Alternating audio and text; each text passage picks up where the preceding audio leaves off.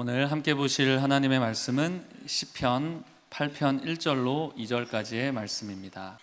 여호와 우리 주여, 주의 이름이 온 땅에 어찌 그리 아름다운지요. 주의 영광이 하늘을 덮었나이다. 주의 대적으로 말미암아 어린아이들과 젖먹이들의 입으로 권능을 세우시며 이는 원수들과 보복자들을 잠잠하게 하려 하심이니이다. 아멘. 5월 한 달 동안 주일마다 가정을 위한 말씀이 나누어지게 될 예정입니다. 가정의 달 5월에 여러분 각 가정마다 하나님의 치유와 회복을 넘어서 하나님의 영광과 복이 임하게 되시길 주 예수님의 이름으로 축복합니다. 담임 목사님께서 가정에 대한 설교를 준비하라고 하셨을 때 고민이 되었습니다. 결혼한 지도 몇 년 안 됐거든요. 제 아들은 이제 19개월이에요. 이런 제가 무슨 말을 할 수 있을까 고민이 되었습니다. 그런데 생각해 보니까 바울도 결혼을 안 했어요. 근데 결혼, 부부관계, 자녀 양육 이런 등등의 내용들을 다 가르쳤더라고요. 결혼도 안 한 바울이 신실한 하나님의 종으로서 그런 말씀들을 나눌 수 있었다면 그래도 결혼하고 어리지만 아들이라도 있는 저도 조금은 나눌 수 있겠다, 그런 생각을 하고 용기를 얻고 이 자리에 서게 되었습니다. 우리 교회는 영광스러운 다음 세대, 그 자녀 세대를 세우기 원하는 하나님의 꿈과 비전이 있습니다. 실제로 금세기를 전후해서 적지 않은 하나님의 종들이 마지막 때를 감당할 위대한 하나님의 세대가 일어날 것이라고 예언했습니다. 사실 이런 예언적 선포는 성경이 이미 말씀하고 있는 내용입니다. 함께 말씀 보겠습니다. 시편 8편 1절인데요. 여호와 우리 주여, 주의 이름이 온 땅에 어찌 그리 아름다운지요. 주의 영광이 하늘을 덮었나이다. 오늘 본문에서 시편 기자는 온 땅과 하늘에 충만한 주님의 이름과 주님의 영광을 선포하고 있습니다. 그리고는 이어서 영광스러운 자녀 세대의 모습을 보여줍니다. 함께 읽어보겠습니다. 시작. 어린아이들과 젖먹이들의 입으로 권능을 세우시며 이는 원수들과 보복자들을 잠잠하게 하려 하심이니이다. 놀랍게도 어린아이들, 젖먹이들의 입을 통하여서 하나님의 권능을 나타내시고 대적자들을 무력하게 하시고 하나님의 하나님 되심을 나타내시겠다고 하는 위대한 예언인 것입니다. 다음 세대를 향한 하나님의 놀라운 소망과 비전을 엿볼 수 있는 본문인 것이죠. 이런 말씀들이 우리 가운데 선포될 때 우리 마음에 불이 붙습니다. 저는 개인적으로 진짜 하나님의 위대한 자녀 세대, 또 하나님의 뜻을 온전히 이 땅에 성취하는 그런 다윗의 세대, 가나안 7 족속을 정복하는 여호수아 세대가 이 땅 가운데 불길같이 일어나기를 소원합니다. 여러분도 그러하시죠? 그러면 어떻게 하면 이런 영광의 세대, 다음 세대를 세울 수 있을까요? 많은 사람들은 이런 영광의 세대를 세우는 주체가 교회가 되어야 한다고 생각합니다. 그래서 주일학교의 역할에 대해서도 역설하기도 합니다. 물론 이런 일을 위해서 교회의 역할도 중요합니다. 그러나 우리가 간과하고 있는 것이 있습니다. 그것은 바로 가정의 역할입니다. 사실 자녀 세대 회복에 대한 가장 중요한 키를 갖고 있는 것이 바로 가정입니다. 가정은 한 영혼의 의식과 무의식, 또 그의 토대적인 성품과 영성을 형성하는 모판을 제공하는 것입니다. 그래서 가정이 역기능적이고 영적으로 무너져 있는 상태, 그런 상태인데 교회의 사역만 활발하다고 해서 영혼이 쉽게 회복되는 것은 아니에요. 가정이 깨어진 상태에서 교회 사역만을 통하여서 영혼을 일으키려고 하면 일반적인 경우와 비교해서 한 7배 정도 더 힘든 것 같아요. 성경이 말하는 바 1차적인 자녀 신앙교육의 책임은 바로 부모에게 있는 것입니다. 어떤 목사님께서 쓰신 책 이름이 네 자녀 네가 가르쳐라입니다. 가장 중요한 신앙교육의 현장은 바로 가정이라는 것이에요. 근데 부모가 영적으로 바르게 세워져 있지 않기 때문에 어쩔 수 없이 교회가 자녀 신앙교육의 책임을 떠안을 수밖에 없게 된 것입니다. 이것은 절대로 올바른 상태가 아닌 것이죠.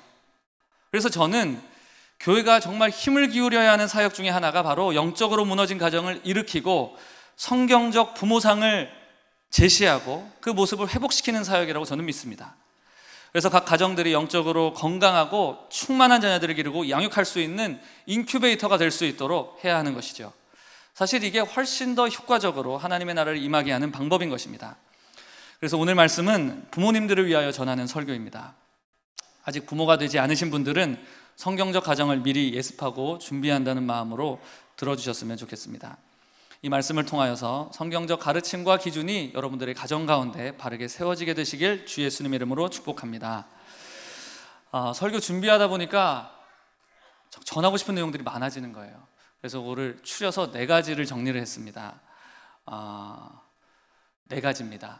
네. 여러분들 마음을 푸근하게 가지시고 들어주셨으면 좋겠습니다.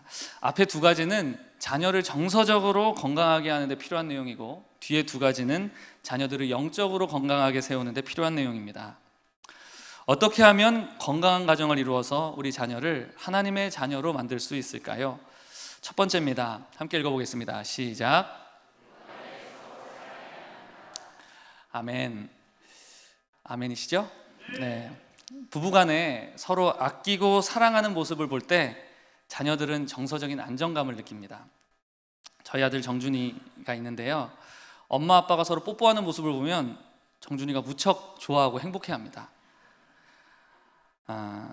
엄마 아빠가 서로 사랑하는 모습이 정준이에게 정서적으로 좋은 영향을 미치는 것 같아요. 근데 제가 가만히 보니까 부부가 서로 사랑하는 방법을 잘 모르는 것 같습니다. 성경은 남편이 아내를 사랑해주는 방법과 아내가 남편을 사랑해주는 방법이 서로 달라야 한다고 말하고 있습니다. 우리 함께 말씀 읽어보겠습니다. 시작. 남편들아, 아내 사랑하기를 그리스도께서 교회를 사랑하시고 그 교회를 위하여 자신을 주심같이 하라. 성경은 남편들이 아내를 사랑할 때는 그리스도께서 교회를 위하여 자기를 주심같이 사랑하라고 말씀하고 있습니다. 이것은 받는 사랑이 아니라 주는 사랑을 말하는 것이에요. 자기 자신을 주는 사랑입니다. 남편은 아내를 위하여서 먼저 희생해야 됩니다. 고되고 험한 일을 먼저 희생적으로 하는 것, 하나님께서 요구하시는 사랑의 방법이 그것입니다. 그리고 아내를 아끼고 보호해줘야 됩니다.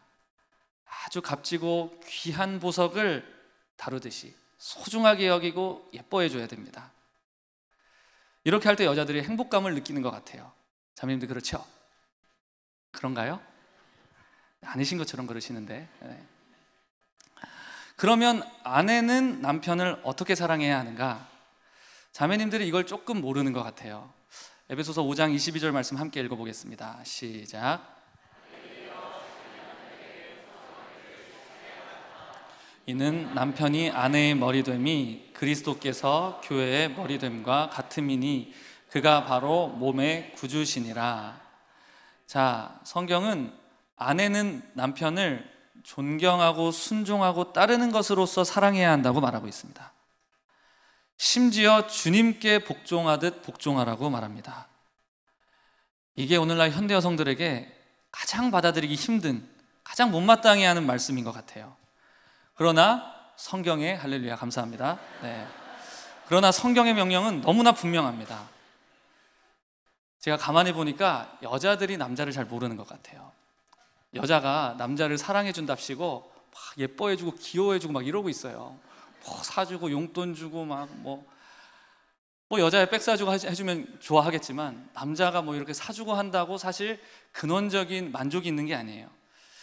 저는 오히려 제가 아내를 위해서 땀을 흘리고 수고하고 노력해서 돈 벌어와서 필요한 거 사주고 맛있는 거 사주고 그럴 때 아내가 행복해하는 것을 보면서 제가 행복해요. 저희 아내가 행복해하고 저희 아들이 행복해하는 거 보면서 제 이 속 안이 든든하고 꽉 차는 것 같은 느낌을 받습니다. 이게 남자와 여자가 본성이 서로 다른 거예요. 성경에서 아내들이 남편에게 복종할 것을 요구할 때 이것은 양자 간에 우등하고 열등한 것을 말하는 것이 절대 아닙니다.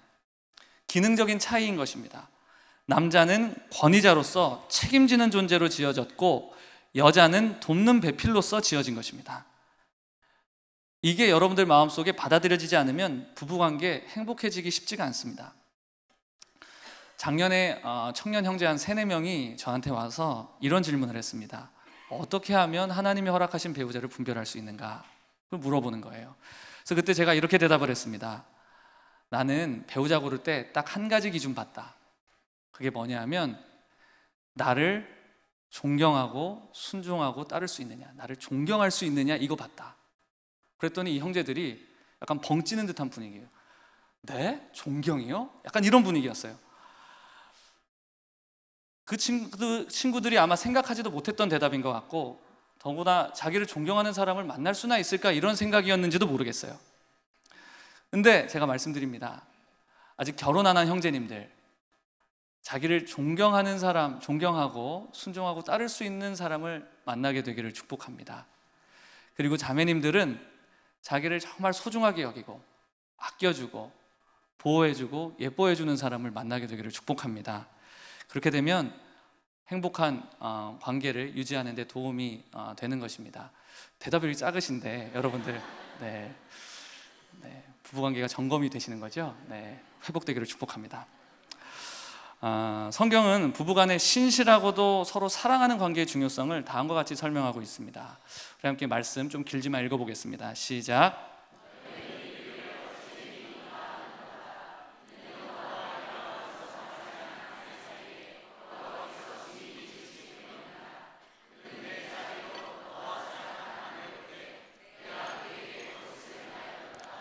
그에게는 영이 충만하였으나 오직 하나를 만들지 아니하셨느냐? 어찌하여 하나만 만드셨느냐? 이는 경건한 자손을 얻고자 하심이라. 그러므로 내 심령을 삼가 지켜 어려서 맞이한 아내에게 거짓을 행하지 말지니라. 아멘. 이 말씀 보니까 일부 일처 간에 서로 사랑하는 단단한 부부관계를 통하여서 경건한 자손이 생겨난다고 성경은 말하고 있습니다. 이렇게 부부간에 언약적인 사랑의 관계로 튼튼하게 형성이 되어 있을 때 가정은 건강해집니다. 어둠의 영이 틈타지 못합니다. 음란의 영이 공격하지 못합니다. 그리고 자녀들에게 놀라운 영적인 복이 흘러가게 되는 것입니다. 여러분들 기억하셔야 됩니다. 영광스러운 자녀 세대를 세우는 데 있어서 중요한 것이 바로 부부간의 금슬인 것입니다. 부부간의 금슬이 회복되기를 주님의 이름으로 축복합니다. 네, 두 번째입니다. 함께 읽어보겠습니다. 시작. 네, 아멘. 제가 아들 정준이를 참 사랑하고 예뻐합니다.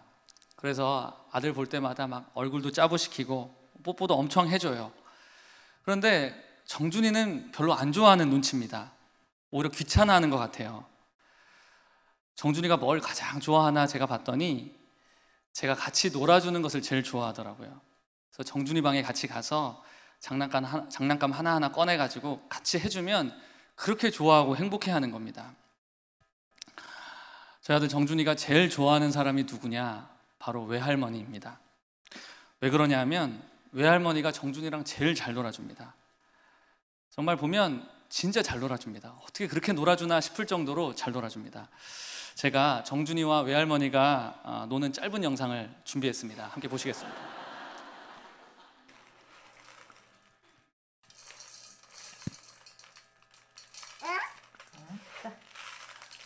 네, 외할머니가 쌀을 가지고 저희 아들과 이렇게 놀아주는 겁니다. 쌀을 갖고 놀면 온 동네 사방 다 튀겠죠? 근데 그렇게 저렇게 놀아줍니다.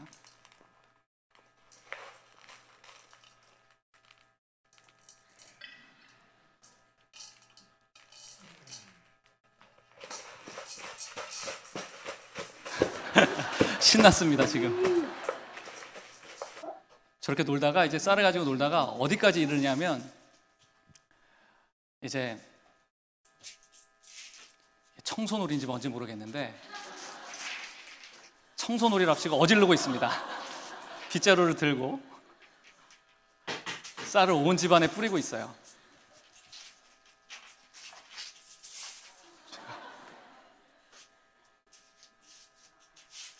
이거를 외할머니가 할 수 있도록 허용을 해주는 겁니다. 할렐루야. 네.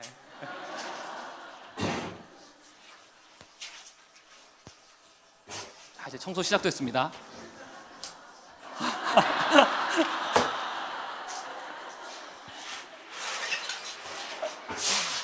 청소를 하는 건지 다 망가뜨리는 건지 알 수가 없어요. 네, 들고 청소합니다. 네. 나중에 이거 다 치우려면 정말 귀찮겠죠.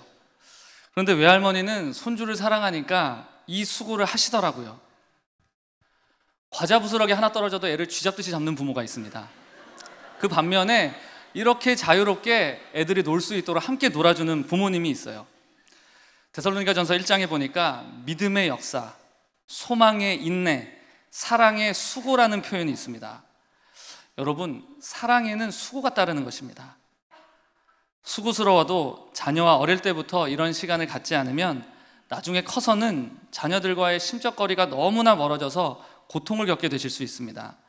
지금부터 자녀와 함께하는 의미 있는 시간들을 많이 갖게 되시기를 축복합니다.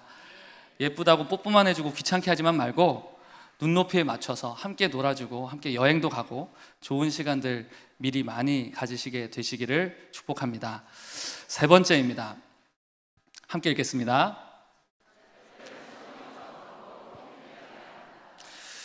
저는 요즘 이런 부모님들이 참 많다는 것을 느끼는데요.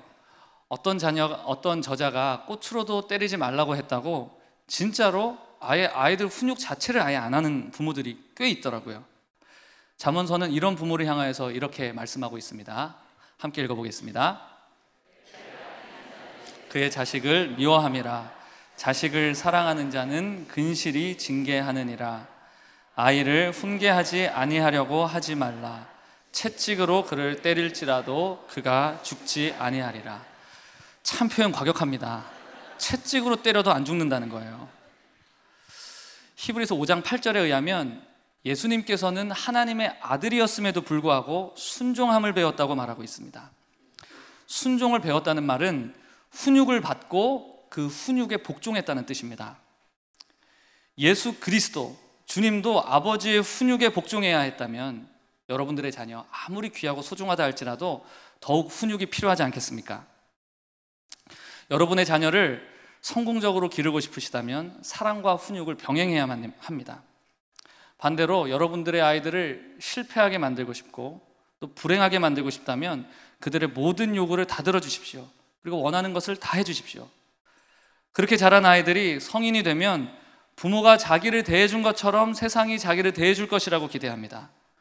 그런데 여러분도 살아보셨잖아요. 삶이 그렇게 녹록한 것이 아니에요. 인생은 참으로 힘든 여정입니다. 갈수록 더 큰 풍파가 찾아오는 것이 인생입니다. 자녀를 이렇게 응석바지로 키우게 되면 자녀들이 참 망가지게 되는데 그렇게 키우는 것은 결코 다정함이 아닙니다. 오히려 부모로서의 나태함을 표현하는 것에 불과하는 것입니다. 저도 해보니까 자녀를 훈육하는 것보다 오냐오냐 하는 게 훨씬 더 쉬워요. 제가 믿기로 이 세상에서 가장 불행한 아이는 그들의 삶에 훈육이 없는 아이들입니다. 왜냐하면 그들에게 삶에 필요한 보호의 펜스가 전혀 없게 되기 때문인 것입니다. 이번에는 반대의 경우를 보겠습니다. 이 경우에는 부모님들이 애들이 뭐 조금만 잘못해도 애를 미친 듯이 두드려 잡는 거예요. 이런 부모를 향하여서 바울이 이렇게 말하고 있습니다. 함께 읽어보겠습니다. 시작. 아비들아 너희 자녀를 노엽게 하지 말지니 낙심할까 함이라. 또 아비들아 너희 자녀를 노엽게 하지 말고 오직 주의 교훈과 훈계로 양육하라. 아멘. 여기서 자녀를 노엽게 하지 말라 이렇게 말하고 있는데 자녀를 노엽게 하는 몇 가지 방법이 있습니다. 먼저 부모가 자녀를 사랑으로 훈육하는 것이 아니라 혈기로 충만해서 애를 두드려 잡는 거예요. 막 혈기 충만해서 애가 요 정도 잘못했는데 애를 막 이만큼 해서 체벌을 도가 지나치게 하는 겁니다. 그렇게 하면 애들이 노여움을 느끼게 됩니다.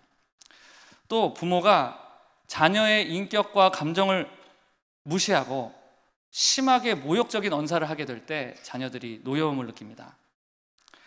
그리고 또 부모가 서로 배우자에게 그 배우자의 역할을 충실하게 감당하지 않고 신실하게 행하지 않을 때 자녀들은 노여움을 느끼게 됩니다. 그리고 부모가 너무 티나게 특정 자녀만을 편애하게 될 때 자녀들이 노여움을 느끼게 됩니다. 여러분들 김무열 선교사님 잘 아실 겁니다. 선교사님은 성장 과정에 있어서 아버지로부터 많은 상처를 받으셨던 분이십니다. 그 아버지께서 알코올 중독자셨다고 해요. 그 알코올 중독자 아버지로부터 머리를 망치로도 맞은 적이 있고 삽으로도 머리를 맞아서 피를 철철 흘린 적도 있었다고 합니다. 선교사님이 4살 때 일인데, 선교사님 아버지가 선교사님을 딱 어린 아들을 세워놓고, 급소 있잖아요. 해병대 출신이었대요. 또 아버지가 급소를 정확하게 아시는지, 급소를 어린 4살 아들을 세워놓고 열중샷 시켜놓고 급소를 계속해서 가격을 하더래요. 계속 맞다 보면 이렇게 정신이 몽롱해지면서 팍 하고 쓰러진대요. 그러면은 아빠가 또다시 애를 또다시 이렇게 세워요. 그리고 또 같은 부위를 또 가격을 해요. 그럼 언제까지 하냐? 아버지가 지쳐 잠들 때까지. 그때 이제 어머니가 그걸 보니까 너무 안 됐으니까 말리러 오겠죠. 그때 어떻게 했냐? 어머니 면상을 막 두드려 패기 시작하는데 막 눈알이 안구가 튀어나와서 터질 정도로 때려 팼다는 거예요. 그리고는 막 두들겨 패는데 옷이 다 찢어진 상태에서 어머니 머리끄댕이를 잡고 온 동네방네를 질질 끌면서 그렇게 다녔다 그래요. 이렇게 자란 사람의 내면이 어떻겠습니까? 아버지에 대한 두려움, 세상에 대한 증오, 그리고 아버지를 죽이겠다는 그런 분노심으로 사로잡혀서 살았다고 해요. 그렇게 사니까 행복할 리가 있겠습니까? 매일 죽고 싶다는 생각에 사로잡혀서 살았다고 합니다. 그랬던 선교사님이 지금은 하나님을 만나고 변화되어서 강력한 하나님의 사람으로 쓰임받고 있지만, 그분이 흘렸을 수많은 눈물들, 겪어야 했을 수많은 아픔들과 영적인 투쟁들을 생각해 보세요. 우리는 반드시 자녀를 사랑으로 양육해야 할 줄 믿습니다. 교육에 있어서 권위가 참으로 중요합니다. 여러분들 잘 아셔야 될 것이, 권위주의와 권위는 다른 것입니다. 권위라고 하는 것은 사실 하나님께서 우리에게 주신 참 좋은 선물 중에 하나입니다. 만약에 어떤 아버지가 있는데 그 아버지가 온유하고 사랑 많고 학식이 풍부하고 또 성령이 충만해요. 이런 아버지 권위 밑에서 보호받으면서 자라는 것, 은혜고 축복이죠. 그래서 권위주의는 나쁜 것이지만 원래 권위는 좋은 것입니다. 우리 삶에 반드시 필요한 것이에요. 우리가 누군가에게 무언가를 배운다고 할 때, 배운다는 것은 그 사람에게 있어서 그 분야에 대해서 그 사람의 권위를 인정하는 것을 의미하는 것입니다. 건강한 권위가 없으면 절대로 효과적인 교육은 이루어질 수가 없습니다. 원래 권위의 목적은 다스리기 위해서 주어진 것인데, 그렇기 때문에 권위자, 다스리는 자는 반드시 책임을 져야 됩니다. 성품 교육을 할 때 순종을 이렇게 정의를 하더라고요. 나를 책임지고 있는 사람의 지시를 즉시 기쁘게 따르는 것, 이게 순종이라는 거예요. 우리가 누군가에게 순종을 요구하려고 한다면 책임을 질 수 있어야 합니다. 예수님도 그렇게 하셨습니다. 마태복음 28장에서 하늘과 땅의 모든 권세를 내게 주셨으니 그러므로 너희는 가라 말씀하시고는 뒤에 이렇게 말씀하십니다. 볼지어다 내가 세상 끝날까지 너희와 항상 함께 있으리라. 이게 무슨 말이냐면 예수님께서 너희와 함께 하면서 우리를 책임져 주시겠다고 말씀하시는 거예요. 중요한 것은 명령하는 사람, 순종을 요구하는 사람의 어서리티가 참 중요합니다. 그런데 오늘날 교육 현장이나 가정에서 권위가 무너지는 이유 중에 한 가지는 책임져야 할 사람이 책임을 지지 않는 것입니다.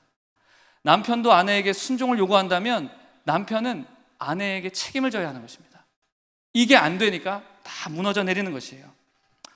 부모는 자녀에 대해서 하나님으로부터 생물학적으로 선천적인 권위를 부여받습니다. 다스림의 합법성을 하나님으로부터 부여받는 것이에요. 그래서 부모는 자녀에 대해서 통제력을 갖고 있습니다. 권위를 갖고 있어요. 아이들이 어렸을 때는 우리가 물리력으로, 힘으로 제어가 됩니다. 그러다가 청소년기가 되면 애들이 부모보다 몸이 더 커지죠. 그러면 그때는 경제력으로 제어할 수 있습니다. 이놈 새끼 용돈 안 줘 해버리면 끝나요. 용돈으로 제어가 되는 거죠. 그런데 이제 애가 몸도 크고 경제적으로도 독립했어요. 근데 그 전에 제대로 교육 안 시키고 이제 와서 시시콜콜 이러쿵저러쿵 하면 참 어리석은 것입니다. 그래서 아이들이 크기 전에, 경제력을 갖추기 전에 교육을 잘 시켜야 하는 것입니다.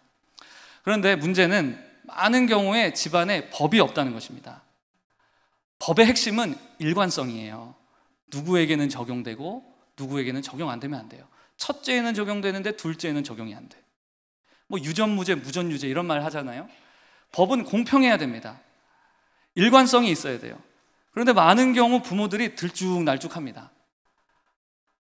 엄마의 기분 상태에 따라서 달라져요. 그래서 갑자기 기분 안 좋으면 너희들 새끼 일로 와 하면서 막 애를 두드려 잡는데 그 자리에서 바로 입법행위와 사법행위가 즉각적으로 이루어집니다.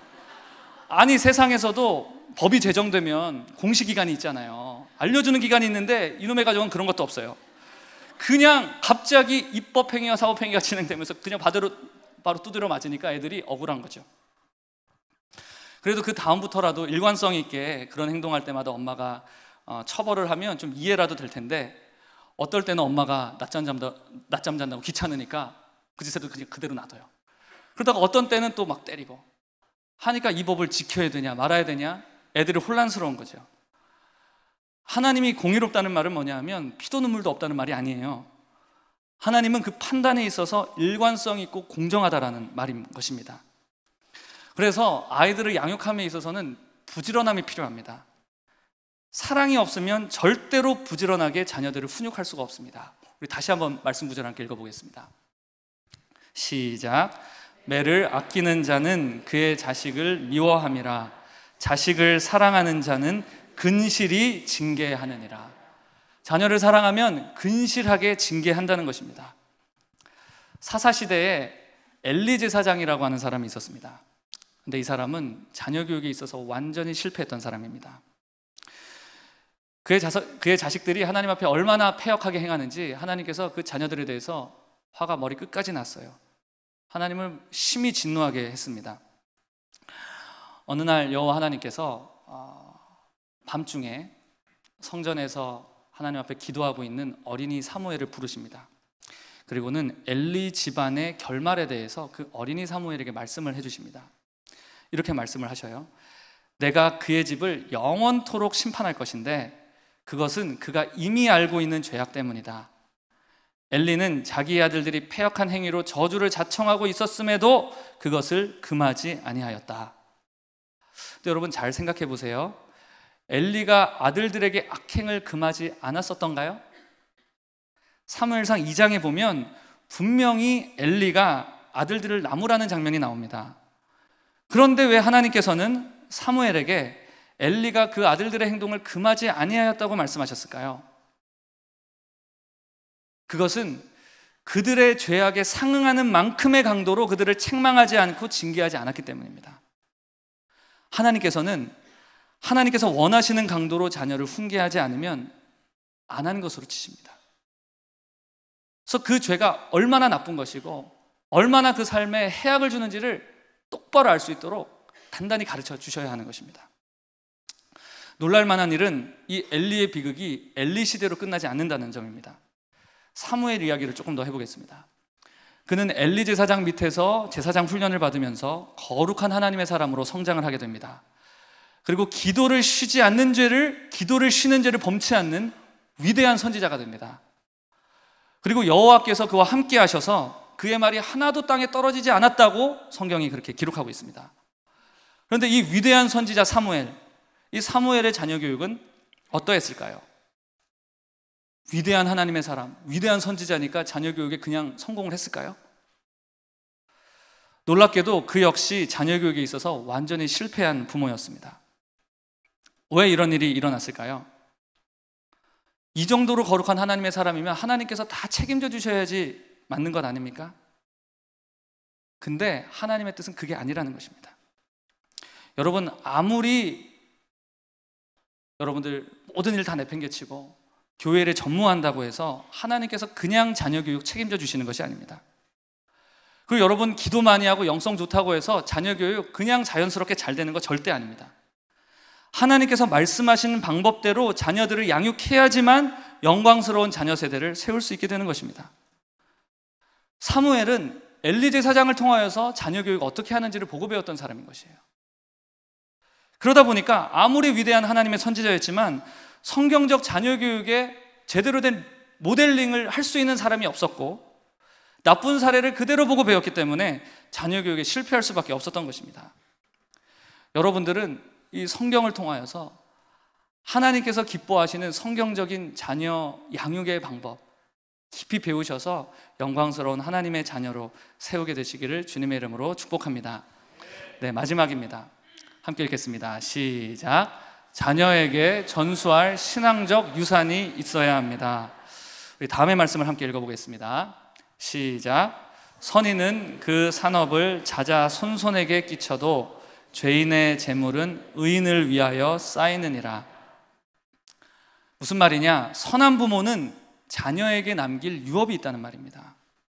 이것은 영적으로도 마찬가지입니다. 신앙적으로, 영적으로 자녀에게 남길 유산이 없는 부모는 악한 부모라고 성경은 말하고 있는 것이에요. 자녀 교육의 주체는 절대로 학교나 국가가 아닙니다. 성경은 자녀 교육의 주체는 부모라고 말하고 있습니다. 우리 함께 신명기 6장 말씀 함께 읽어보겠습니다. 시작. 이스라엘아,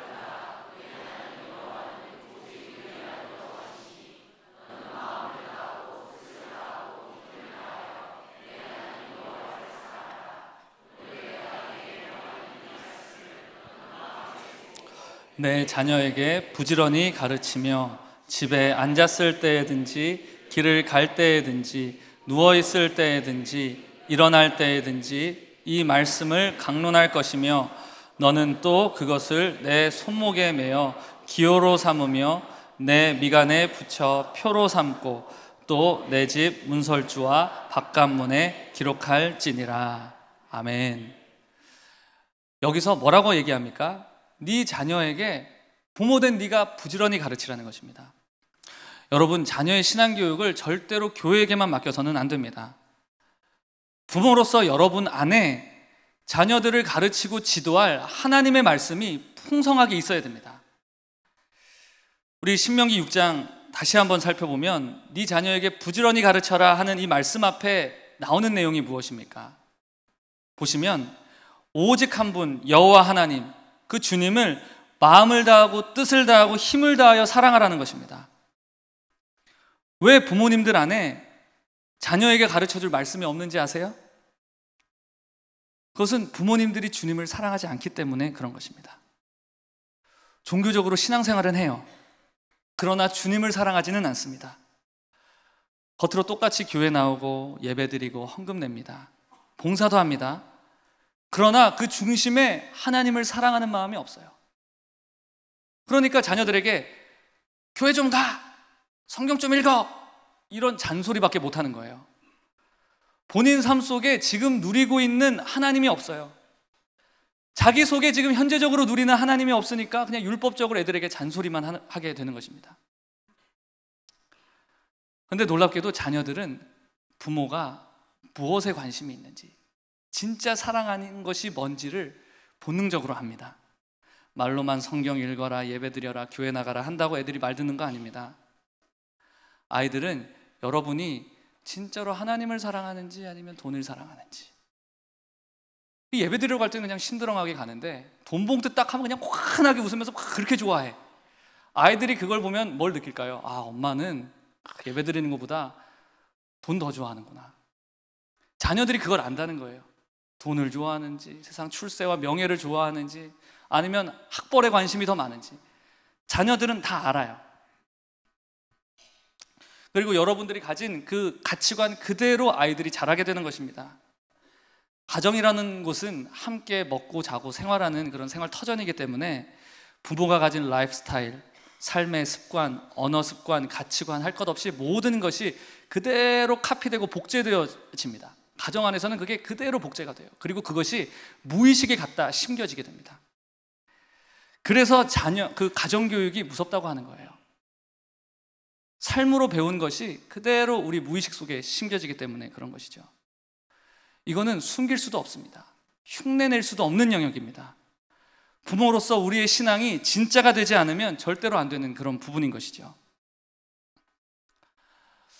우리가 어떻게 영광스러운 자녀 세대를 일으켜 세울 수 있습니까? 저와 여러분, 부모님들이 먼저 주님을 만나야 합니다. 주님을 만난다는 것은 무엇이냐? 주인이 바뀐다는 것을 뜻하는 것입니다. 예수님은 믿지만 나의 주인은 돈이 아닙니까? 예수님은 믿지만 나의 주인이 세상 명예와 출세는 아닙니까? 예수님은 믿는데 나의 주인은 학벌이 아닙니까? 우리는 내가 주인 삼았던 그 모든 것을 내려놓고 주님만 섬기게 되어야 할 줄 믿습니다. 이렇게 보면 부모님들의 영적인 상태가 참 황량하고 황무한 경우들이 자주 있는 것 같습니다. 그 마음 안에 온갖 정리되지 않고 처리되지 않은 마음의 상처와 쓴뿌리들이 가득한 것을 봐요. 근데 문제는 그것이 자녀들에게 그대로 여과 없이 흘러가고 있다는 것입니다. 하나님께서 이것에 대해서 무척 안타까워하고 계십니다. 그런데 그것은 우리의 힘과 노력만으로는 할 수 없는 영역입니다. 우리는 어떻게 해야 합니까? 참으로 우리는 주님 앞으로 나아가야 합니다. 이 한 번의 이 예배 때마다 정말 살아계신 하나님을 만나야 합니다. 나를 향하여 말씀하시는 그 하나님의 음성을 들어야 합니다. 내가 피를 철철 흘리면서 부여잡고 엉엉 울고 있는 그 영역을 향하여서 하나님께서 하시는 말씀이 있는 것입니다. 우리 가정 가운데 뿌리 깊이 그 박혀있는 그 상처에 대해서 하나님께서 하시고 싶은 말씀이 있는 것입니다.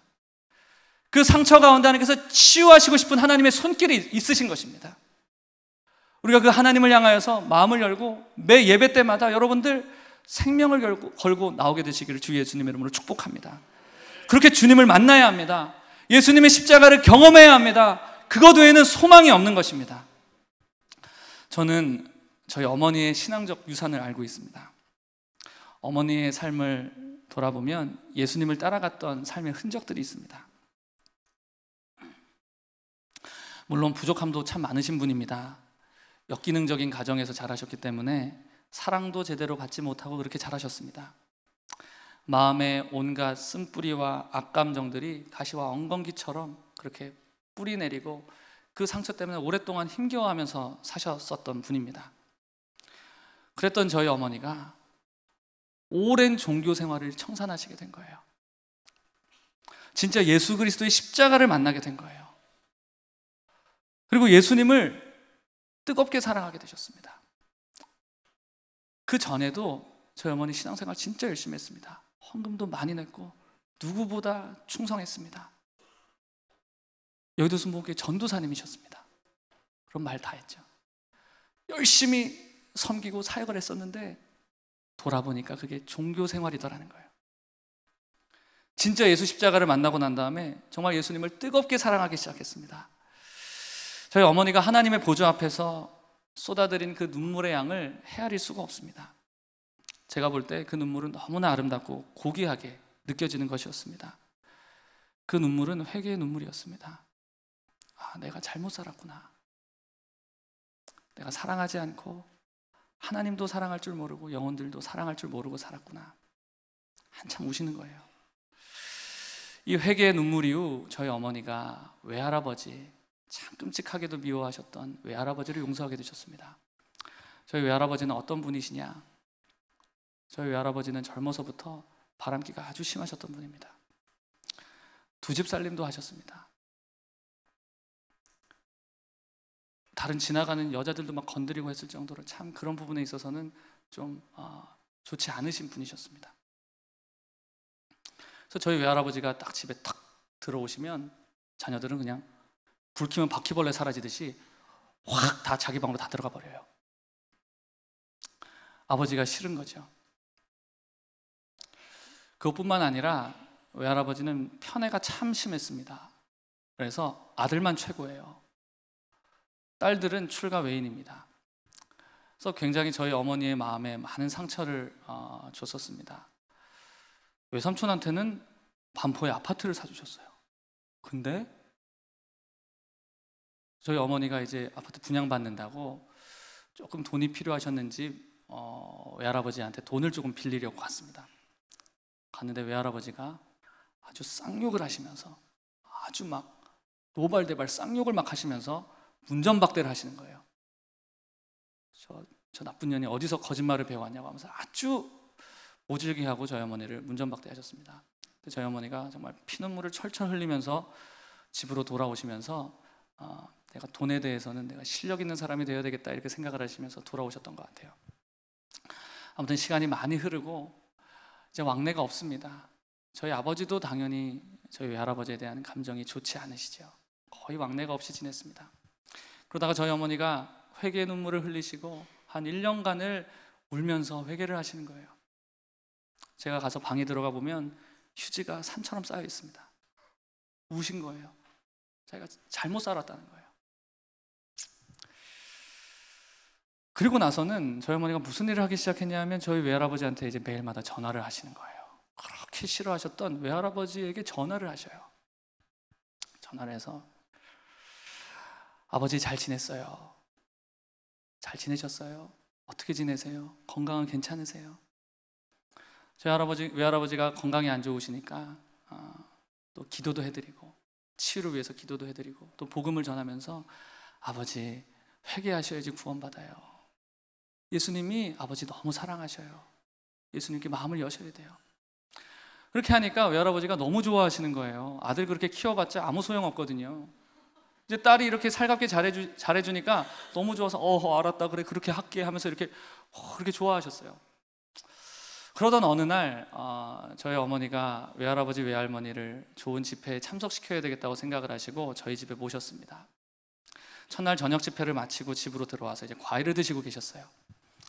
과일을 드시고 계신데 갑자기 저희 어머니 입에서 생각지도 않은 말이 툭 하고 터져 나오는 겁니다. 근데 아버지, 내가 아버지를 참으로 미워했었습니다. 내가 그동안 아버지를 너무너무 미워했어요. 저희 외할아버지가 드시던 그 포크를 딱 내려놓으시고 손이 벌벌벌 떨리시는 거예요. 항상 아들만 좋아하고 딸들은 출가 외인이라고 하고 이런저런 일들로 내 마음에 상처를 많이 줬었는데 처음에는 나는 그게 너무나 견디기 어려울 정도로 힘들었다. 근데 내가 정말 예수님의 사랑을 느끼고 하나님을 만나고 난 이후에 아버지가 불쌍하게 느껴지기 시작했다.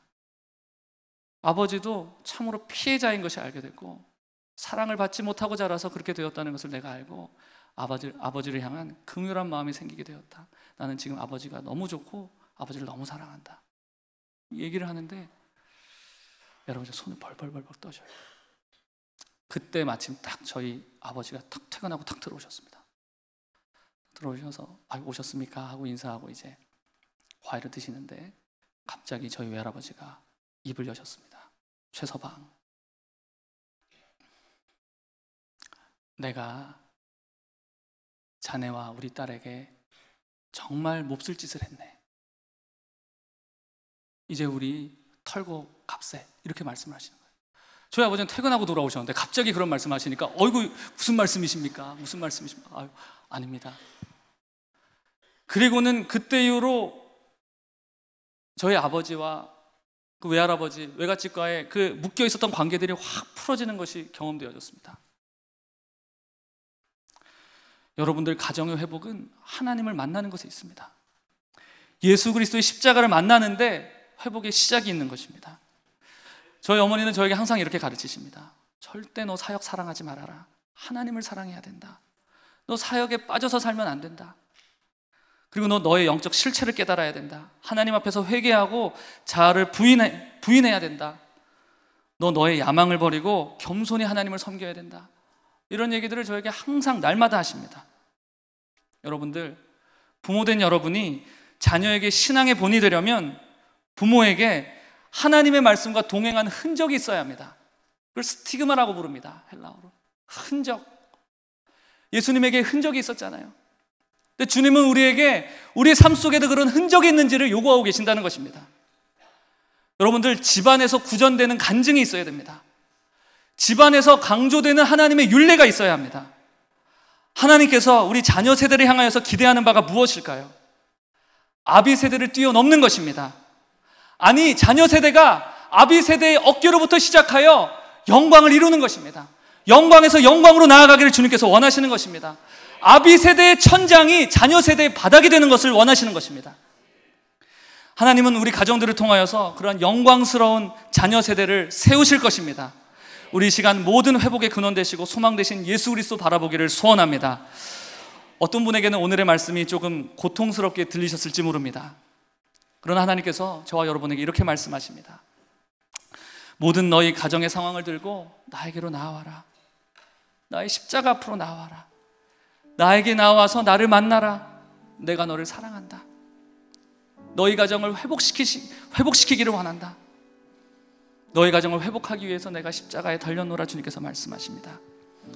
여러분들의 가정의 처지가 어떠하든지 상황이 어떠하든지 주님께서는 여러분의 가정을 회복하실 수 있으십니다. 우리 그 주님을 바라보시면서 함께 찬양하기를 원합니다. 함께 찬양하겠습니다.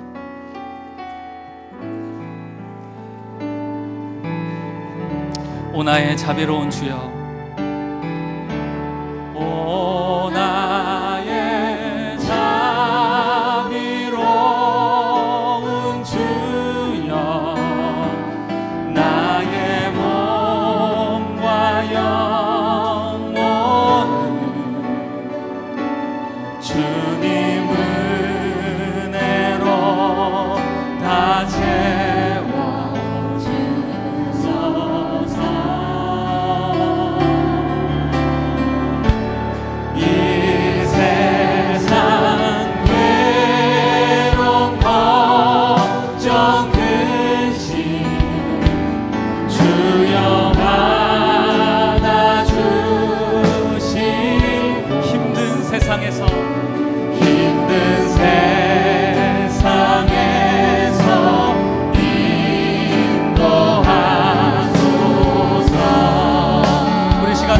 주님 앞에 고백하기를 원합니다. 예수, 오 예수, 예수,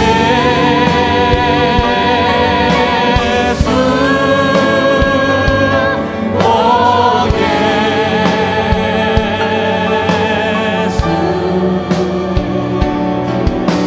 지금 오셔서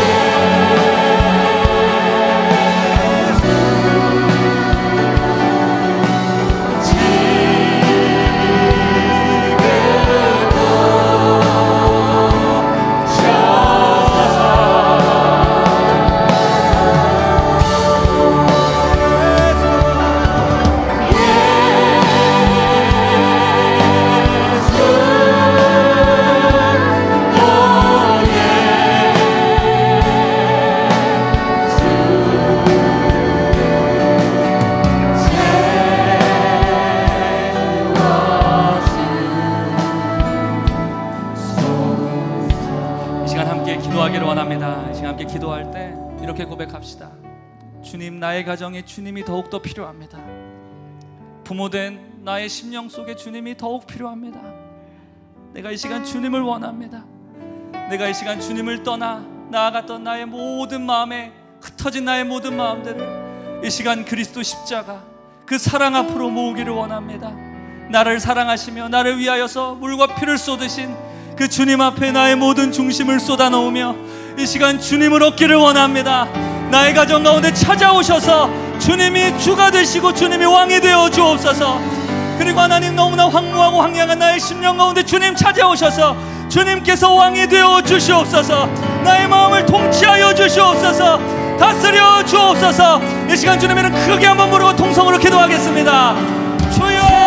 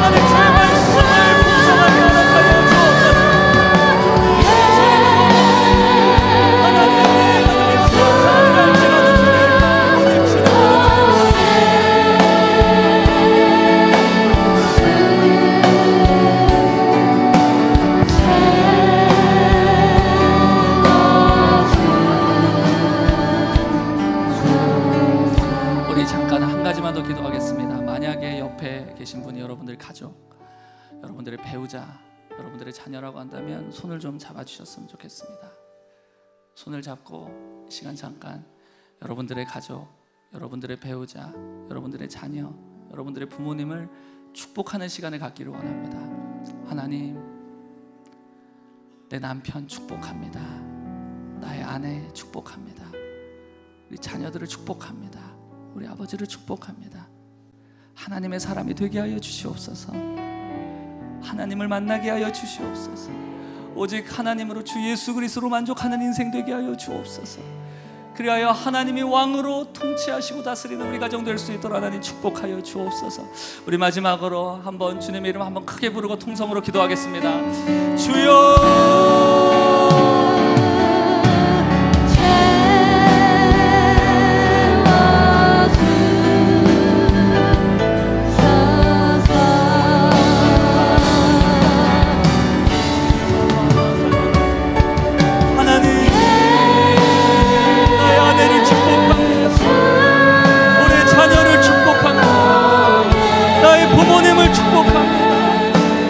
하나님의 사람이 되게 하여 주옵소서. 예수님 한 분만으로 충분한 인생 될 수 있도록 하나님 축복하여 주옵소서. 주님으로 충만해진 하나님, 나의 가족들 될 수 있도록 축복하여 주옵소서. 하나님, 그리하여 우리 가정이 오직 주 예수 그리스도께서 왕으로 다스리시며 주인 되시며 통치하시는 가정 되도록 하나님 역사하여 주옵소서. 주님을 바라봅니다. 주님을 앙망합니다. 감사합니다. 주님.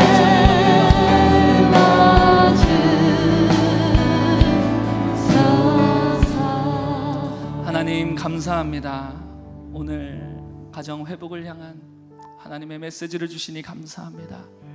하나님 이 말씀을 마음에 새기게 하시고 하나님 가정 가운데 하나님께서 기뻐하시는 가정을 세우기 위한 하나님 온전한 율례로 세우며 주님을 영화롭게 하고 주님을 기쁘게 하는 가정으로 나아갈 수 있도록 축복하여 주옵소서.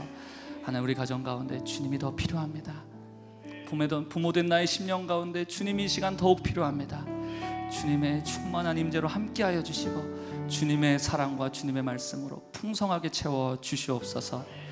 이 시간 주님 앞에 빈손 들고 나오지 아니하고 하나님 정성을 들여 나온 많은 손길들이 있습니다. 하나님 예물을 흠양하여 주시고 하나님 나라 위하여서 온전히 사용하여 주시옵소서. 이제는 우리 주 예수 그리스도의 은혜와 하나님 아버지의 사랑과 성령의 교통하심이 오늘 성경적인 가정을 이루며 영광스러운 자녀 세대를 세울 것을 결단하며 나아가는 모든 하나님의 백성들 머리 위에 지금으로부터 영원토록 함께 하시기를 간절히 축원하옵나이다. 아멘.